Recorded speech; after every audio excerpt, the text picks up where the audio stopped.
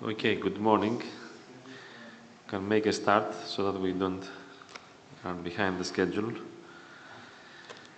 It's a pleasure to have with us today Dr. Stylianos Hatzipanagos, who is a good friend of mine. In fact, he's a graduate from the Aristotle University of Thessaloniki. And I had the pleasure of doing my PhD almost at the same time with him in the same university, in the Open University in the UK. So we spent something like almost 3 years together. And Stylianos is now a senior lecturer in the Center of Technology Enhanced Learning at King's College in London. He is a fellow of the Center for Distance Learning, Distance Education at the University of London, and the fellow of the Support Center for Open Resources in Education at the Open University. And his research interests include design and evaluation of interactive learning environments, formative assessment and technology as enhanced assessment, computer-mediated communication, collaborative work, open educational resources, social media, social networking, etc. He has edited books and peer-reviewed journal special issues in social media and assessment, and he has developed and led successful research funding applications and participated in research projects at the national and European level. Stylianos today will talk about smart home care and digital competencies, a learning design approach. So thank you very much, first of all, for being with us, and we all look forward to listening to your talk. Kalimera. Thanks very much, Pano. Thanks for your warm welcome. I'm very pleased to be here, and we'll spend some time discussing a learning design approach. When we worked on a European project that had to do with helping carers to acquire digital competencies in order to improve their working conditions and also to help the people that they were looking after. And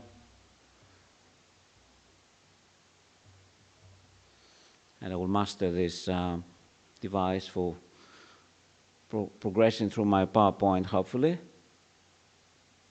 Right.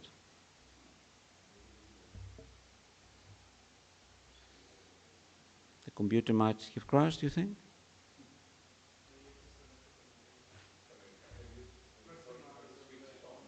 Say again? Right.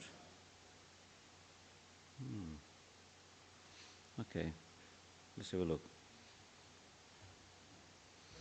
Yeah. Say again? Yeah, it doesn't, the keyboard doesn't respond at all. I'm sorry about that. Ah, here it is. That's better.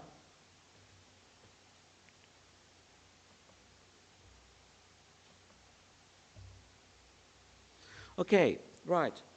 What I will do, I will give you the background, the context of this work. So the context is a bit dramatic because there is a demographic crisis related to the aging population in Europe. And I'm talking about, because in education we discuss sometimes the digital immigrants and the digital natives in relation to our students. But I think there is a true part of the population, a part of the population that are the true digital immigrants. So there are big parts of the population that are disadvantaged because they are lacking digital competencies, and this affects their opportunities for professionalization. And a good example of that, on which I will focus today, is the carers, the people who look after older people. Either these are informal or formal carers. By formal carers, I will mean for the rest of the presentation people who are paid to do this work.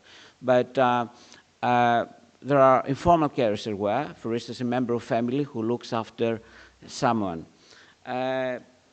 This is linked very much in my talk with the technology enhanced learning as an enabler, as a tool that empowers these people and helps them to close the digital divide in informal, non-formal, and formal settings.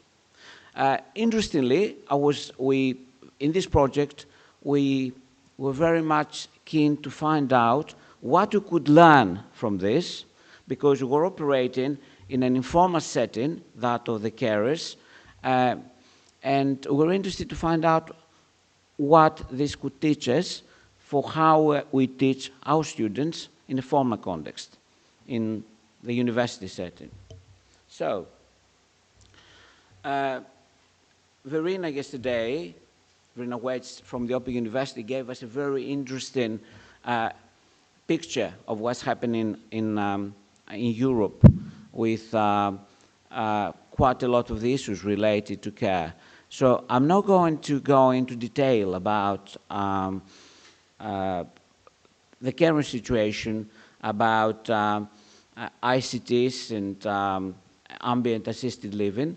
However, there is a body of research that claims that these kind of technologies can support aging in the community and at home. There is a good project in the UK, which is called European project, which is called Correct, that analyzed all these ICT-based initiatives for caregivers in Europe, and I think that's a good point of reference. There is a digital agenda for Europe that prioritizes digital literacy and competencies for the European Social Fund. An interesting percentage is that 30% of the Europeans have never used the internet, which is quite scary in the 21st century.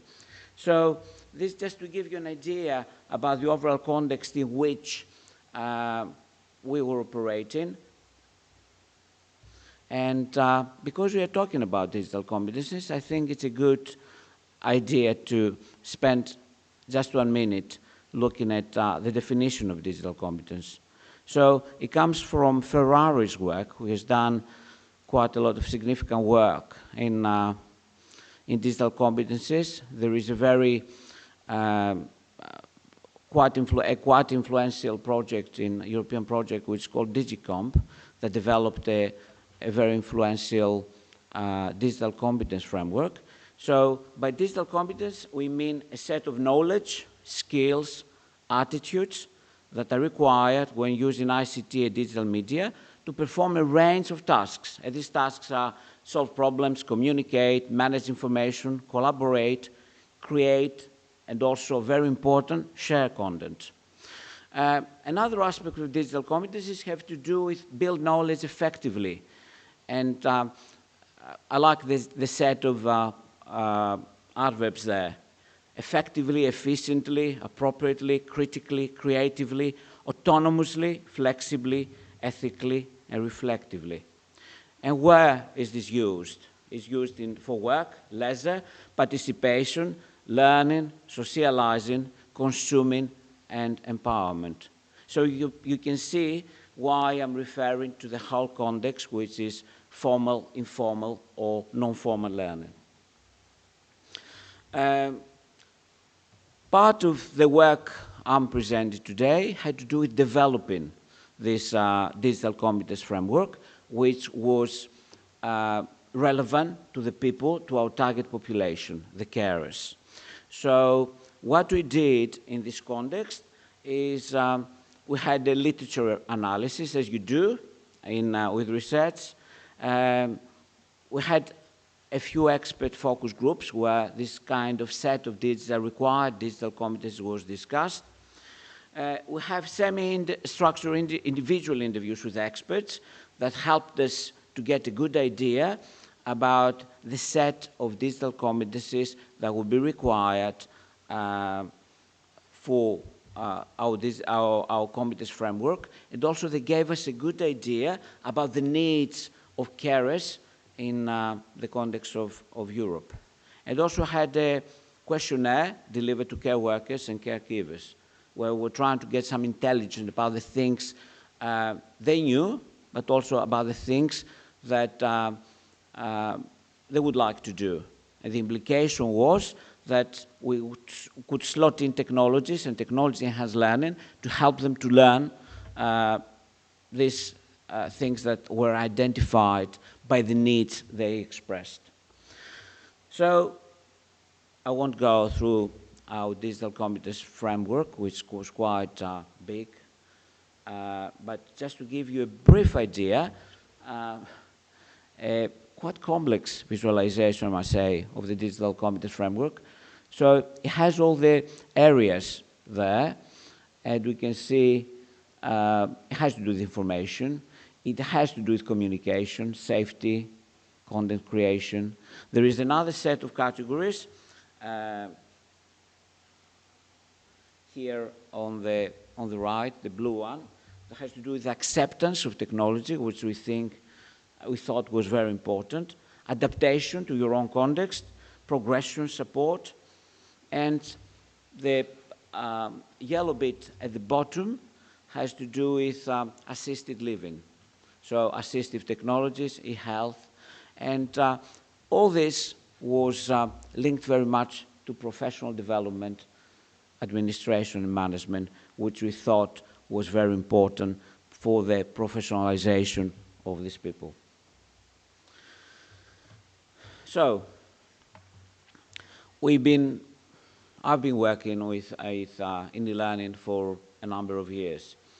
And what we do in higher education, in the context of technology-enhanced learning, we try to embed our prior knowledge into the new projects and the new initiatives and new activities we engage with. And we learned a few things about successes of using technologies to support learners. And here are some key principles with which we try to engage most of the time, and we thought that these principles were paramount in the context of learning design for this particular activity initiative, the Carer Plus project I'm going to talk about. So there is a basic principle about authentic activities, and quite a lot of the presentations I've been to this conference were within this context. The claim is that people learn by engaging in authentic activities, activities that are relevant to their aspirations, to the context within which they work. So you need to provide this kind of activities. We were very much influenced by Brunner. Brunner talks about the spiral curriculum. The idea is that you learn by following the spiral. So your first instantiation or your first encounter with learning comes with learning something about a particular topic or subject. And then you encounter it again, and you have the opportunity to deepen your knowledge. Yeah, that's what I meant by Brunner's spiral curriculum. Peer support and peer learning is very important in this context. It should be encouraged in the context of technology-enhanced learning. So we should give our learners opportunities to share experience, to support others, to give and receive feedback. For this kind of context, can you imagine people returning to education or people coming for the first time to a real formal context of education? Blended learning is the ideal environment because it can provide support to these people with a combination of face-to-face activities and online activities. So that was Carer Plus, and I will use this project to give you an idea of how this shaped our approach in dealing with digital competencies, translating this set of digital competencies into a coherent curriculum.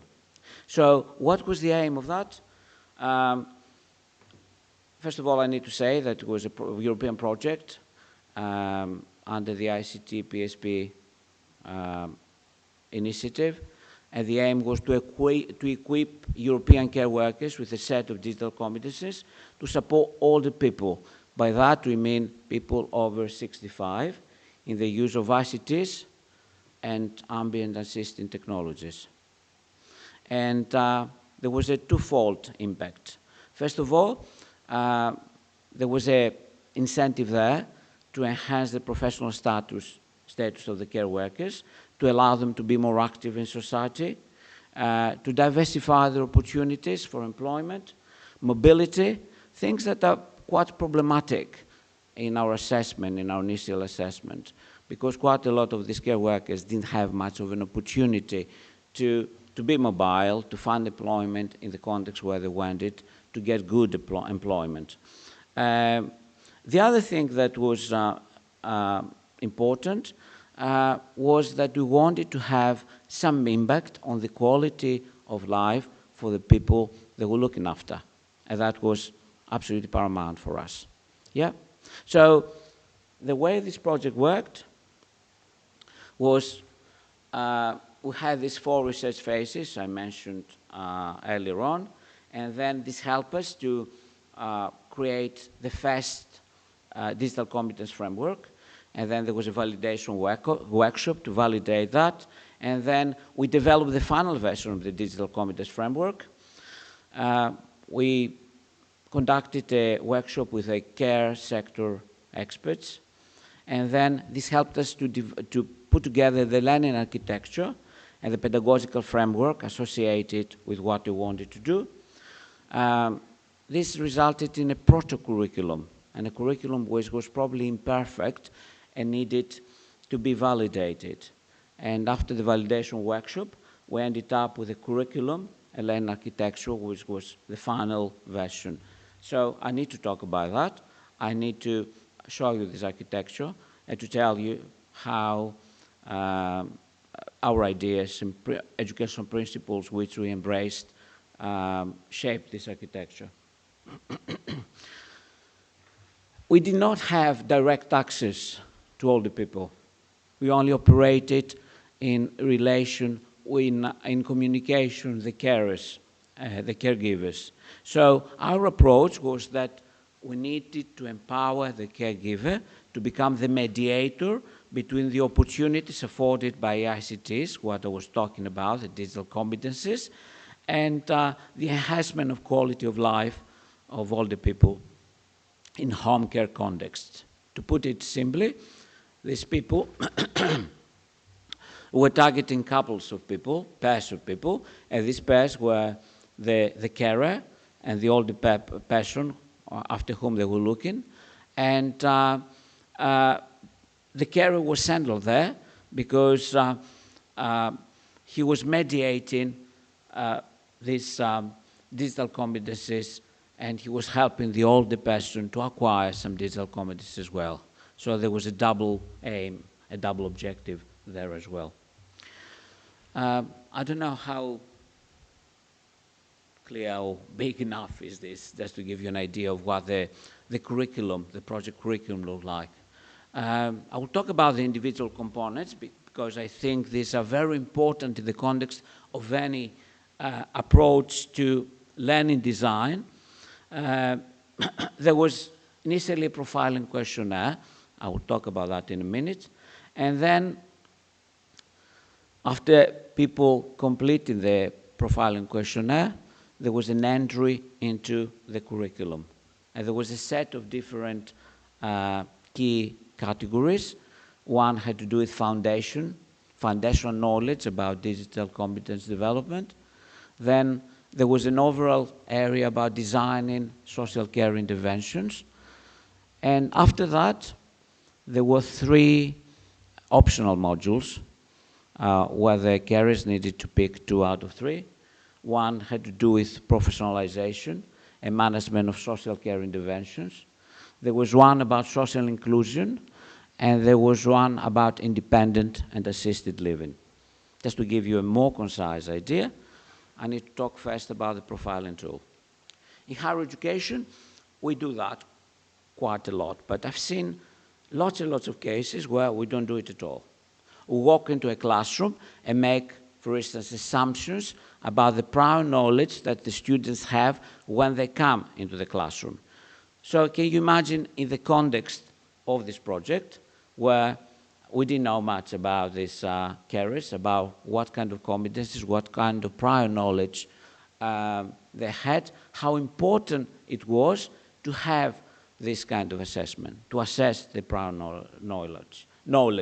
So what we did, we developed this profiling tool, and it had a few categories there. We're asking them questions about themselves, about their internet use, about which kind of objective, and then we're asking them some self-assessment questions. For instance, how well do you think you know how to use a browser? There was a kind of objective ICT quiz where we were asking them to answer some particular questions about related to digital competences, about images, for instance, things like that. And the idea was to repeat this quiz in the end, because this pre-post-test situation would allow us to identify some impact in collaboration or in combination with other forms of assessment.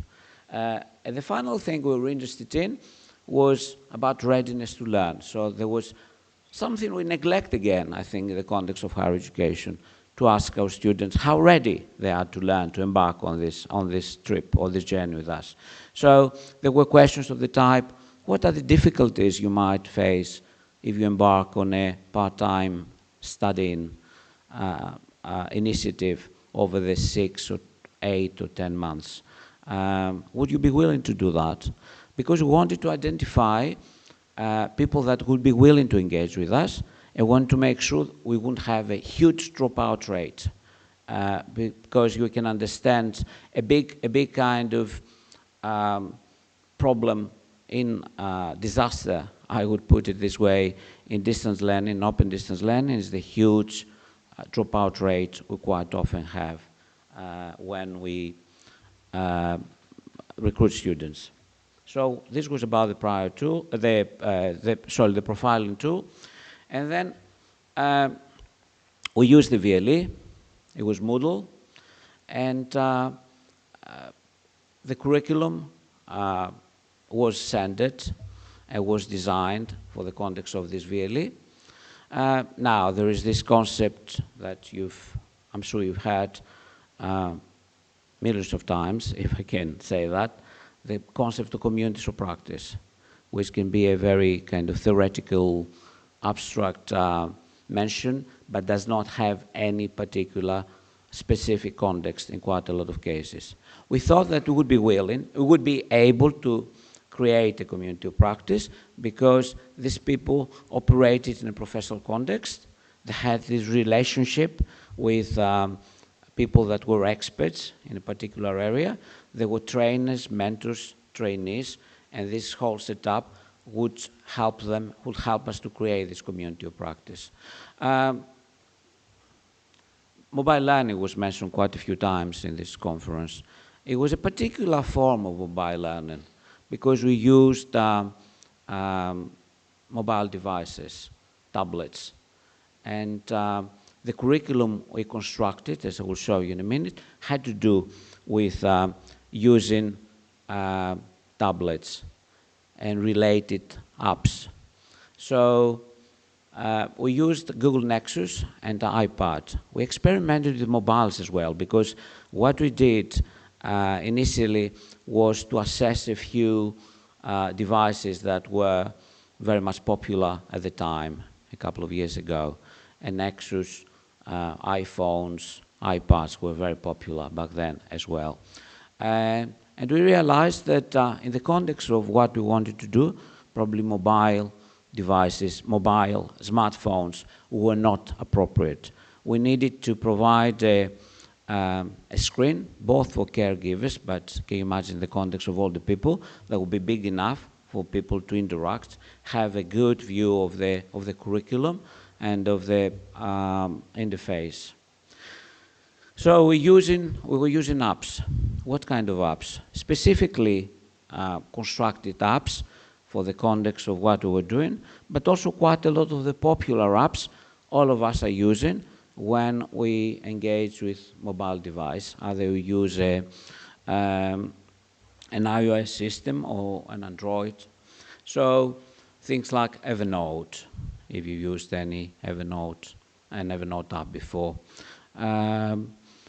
apps to collect knowledge, to make notes, to create lists. I will show you a few of these in a minute. And I'm showing you this cycle because face-to-face activities were very important. However, the Moodle was a key ingredient of what we were doing. And I will mention ELG. I don't know if any people here have used ELG before. It's a social network. And the good thing about it, or an interesting thing about it, it was constructed in an academic context because quite a lot of the social network, social media tools we are using in higher education have not been constructed having the learner in mind. But what we do with RAMSAC and adopt technologies that have been constructed for the commercial sector, yeah, for personal use. So there were some considerations there in the context of the spiral curriculum. We're trying to change some of the roles that, the traditional roles that our target population would have. So the care workers, we made an effort for them to be developed as designers. The care recipients, we thought they were not guinea pigs, but they were true participants or co-participants in what we were trying to do. And we had this mini design cycle, also macro project approach. For instance, somebody, the caregiver, would embark on this macro project and would show them how to put this project together in order to deliver an activity which was very much linked to what they were doing in real life with the older person. I talked about that. These are the three categories, the core themes. I'm not going to go into detail about that. This was the 5 courses. Another component of our curriculum was the use of digital badges, macro certification. So there were 2 categories of badges. The first category had a motivational aspect. Or we can say somebody could claim the whole concept of badges has to do quite a lot with motivation. So badges are digital entities that can reward positive behavior and achievement in course activities. For instance, if a carer participated or supported extensively other carers in the context of what they were doing together, they could be nominated for a badge.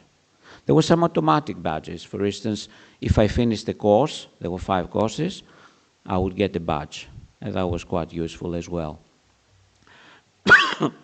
The idea as well was to reward those who engage with the curriculum, with the activities, in a more challenging, with the more challenging aspects of what we were trying to do. And it complemented the formal certification pathways, which I will say now what they were. As I said, the overall context was blended learning. The carers benefit from interaction and facilitation by a trainer. We thought in the context of what we were trying to do, this was very important, to have a trainer, mentor, who would work with the carers. It was part-time study, about 7 hours per week.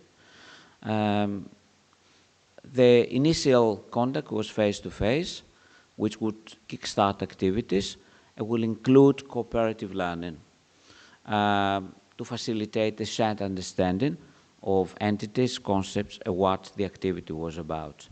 And then there was, as in quite a lot of distance learning we encounter in higher education, there was personal activity-driven study. So individual learning, which was scaffolded by electronic resources. A peer learning, peer-supported component there, we thought was very important. Otherwise, we get the issue of the learner feeling really isolated in this independent learning they embark on. Just to give you an idea about the types of activities we had in this curriculum, this is a screen dump of one of the activities we had in the Care Plus curriculum. As you can see, there is this game well known from people from other activities in a personal context. We kind of translated or repurposed it in the context of what these people were doing, meaning that they would have to find 13 hidden words or phrases that were associated with many types of internet content. Just to give you an idea what, in the first course, an activity could be like. So it could be like a game, almost edutainment activity the students could engage with. At the top, they would get an idea of the tools they would have to use, the type of apps they would need. And this is another activity. And there was a step-by-step approach. In this activity, it was about facilitating discussion with peers through a video health case. So part of what we did, we tried to encourage people to use these video health cases to get some intelligent information about the context within which they would need to solve a particular problem. So we took them, the activity would take them through the steps they need to take in order to do that, using Evernote, using a discussion forum, which we thought was very important to carry some of the activities and the discussions that started in a face-to-face context. And I need to talk about the results. So in terms of evaluation of the impact of what we did, we had a pre-test survey with carers involved in the pilot, and then the same post-test survey after the pilot. We had focus groups with both carers and care recipients. It was quite difficult to get the care recipients together. You can understand why. We had observation and case studies, collecting good practice. For instance, we were interested about the types of technologies that we thought were effective and what context these were effective, how and when. And because we thought to replicate this kind of success, we needed to log this and observe this kind of circumstances very, very concisely in order to replicate them in another context. We used, overall, we could claim that our target audience was 500 people. We had 250 carers, and these were coupled by all the people they were looking after. From the carers, the majority were formal paid carers, and 200, and there were 50 informal carers. So, findings. We could claim positively that there was a change measured in basic digital skills, especially with against our digital competencies framework, especially related to searching information and communication skills. Was very much interested in people accepting the technology, familiarizing themselves with the technology so that technology wouldn't be an alien body in what they were trying to do. And I think we were successful in that. So there was a positive change in that technology was considered to be of relevance in care work, in the development of quality of life of the care recipients. There was a positive change in the carers being able to identify their needs and also working with ICT in order to address these needs. And we thought there was a positive change as well in the carers using mobile devices for such things like setting up the device, launching and using relevant to their care context applications, and use these applications either on their own or in quite a lot of cases with the care recipients they were working with. So, I need to talk about the things we learned, yeah. thanks, Panos. And so we'll spend the last 5 minutes talking about what this project taught us, what were the key lessons in terms of learning design. We found out that it's not as you can imagine, straightforward to translate the digital competence framework into a coherent curriculum. Quite a challenging exercise. Writing learning outcomes, making sure that some of the activities we developed were good enough to develop a particular digital competence, and then testing this activity with carers and realizing that it was not the case, and returning back to the activity, and changing it a bit, and trying it again to make sure that the outcome was positive. This kind of unwieldiness I'm talking about. Sustainability is a key issue in every European project. And again, we struggle with that as well. And we worked around that. We built it within the learning design. Guide and scaffold participants is very important in adapting the course to the context. I needed to say that the curriculum was translated, or rather adapted, that's the real word, in French, Romanian, Latvian, and Spanish. So we had 5 associations of the curriculum in other cultures, so this was quite a challenging exercise as well. There was an element of co-design, a participatory design, as very powerful, as very influential concepts that potentially can lead to autonomy and empowerment. We thought the badges worked and were quite important, providing motivation and flexibility. It could be used to map out pathways. For instance, depending on my collection of badges or the areas I'm strong at, this can determine where I want to go inside the curriculum, because as I mentioned, some of the courses were optional. So the care with the trainer would make some decisions about the things that they would study that would be more relevant to their care context. And I mentioned assessing prior knowledge, absolutely essential, as we found out, for assessing students the knowledge that our learners brought to this context and the predisposition to learning. Face-to-face activity is fundamental in this setup, and they need to be strengthened by peer learning. In terms of the personal activity-driven study, needs scaffolding. Otherwise, it becomes very uninspiring, self-regulated training, not real learning. E-portfolios, because we use the portfolios in the end for people to collect their competencies, the things they learned, and also develop them as a professionalization tool. We were partially successful with that, because it was it's one thing for people to be able to put together their CV, and our target audience did a very impressive CV, which demonstrated the set of competencies they acquired.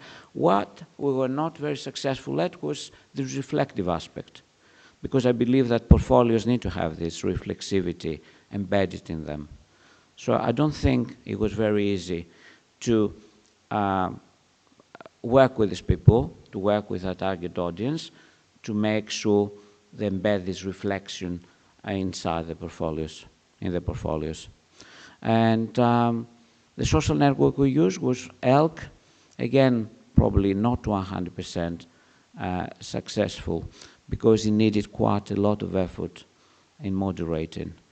And the trainers and the mentors found it quite an exhaustive activity, having to do that in addition to what they were doing in a face-to-face context, in addition to the support they were offering in the discussion forum in the VLE. Quite an increased and enhanced the difficult workload, I must say. Thanks very much for your time.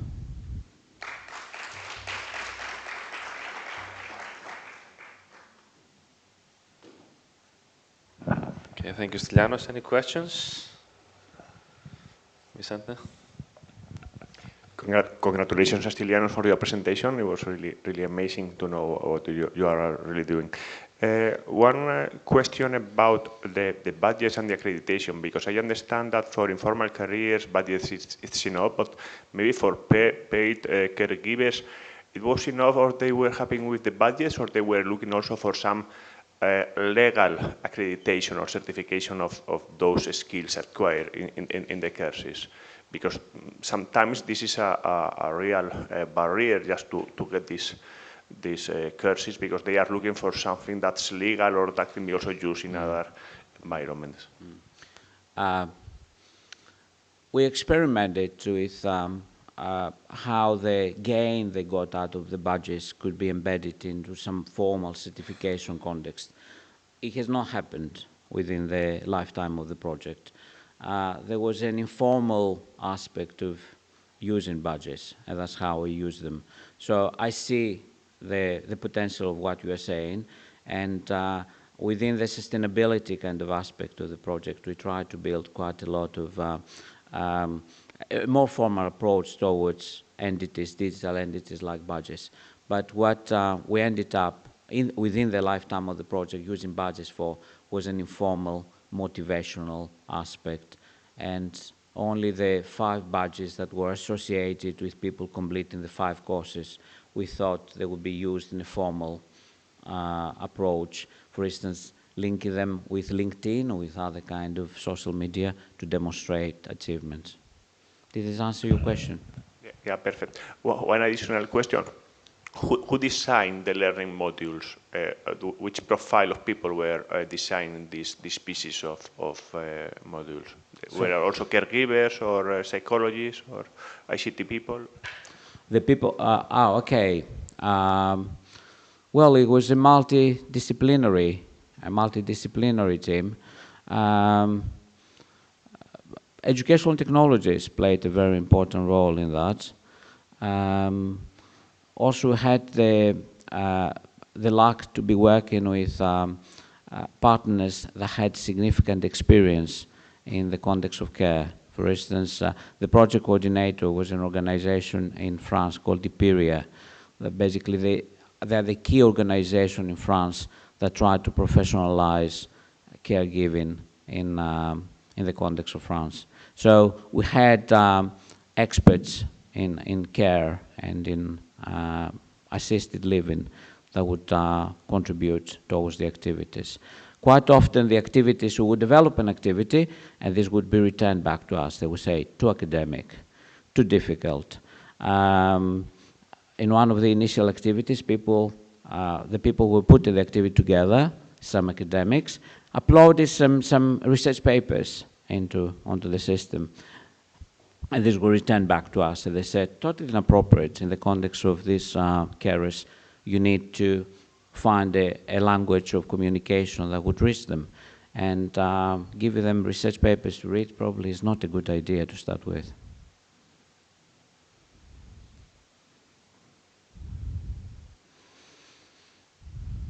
That was a really interesting talk, Stylianos. I was interested that, if I've understood correctly, that you're encouraging the carers to develop their own interventions to work with their care recipients. Could you tell me a bit more about that? Because I think that's a really novel approach. Yeah. We use this health case situation where we almost bombarded them with videos and write-ups of hypothetical scenario which we had derived from other carers or from our partners. Then we asked them to replicate that by doing an assessment an assessment of their needs and of the needs of the person they were looking after. And this drove into a project management almost approach in setting up some small projects they need to undertake in order for them to have an impact on the life of the older person they were looking after.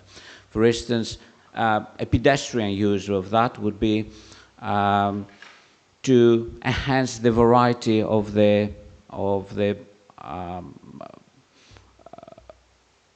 edutainment or entertainment that this older person would be would need. So they would evaluate a few things they could do with them, and teaching them chess or playing online with an online game, things like that. But other things as well, like giving more variety within the kind of recipes they would cook, they would use in order to cook for these older people. So they would do an online almost activity, evaluating, using up some of the sites and creating a little project in terms of finding an app that will help them to collect ingredients, decide the cost of the whole exercise, and work with the older person in order to achieve that. That's really interesting, thank you. Any other question? Davide? Really interesting talk. My question is quite technical. I will know what's the role of standards, learning standards, and topics that you present. I mean, e-portfolio and virtual learning environment and the other things that you say in the presentation.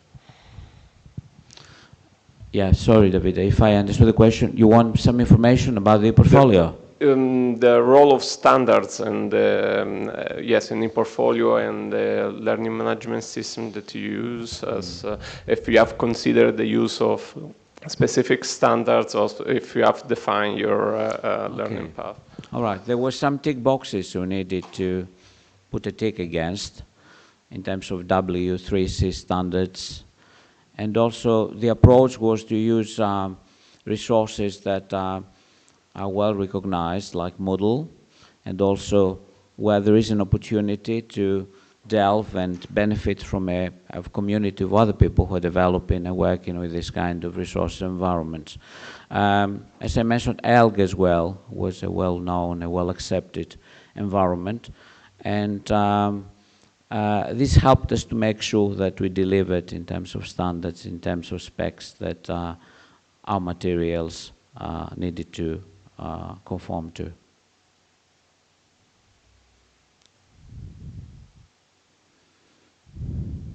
Any other question?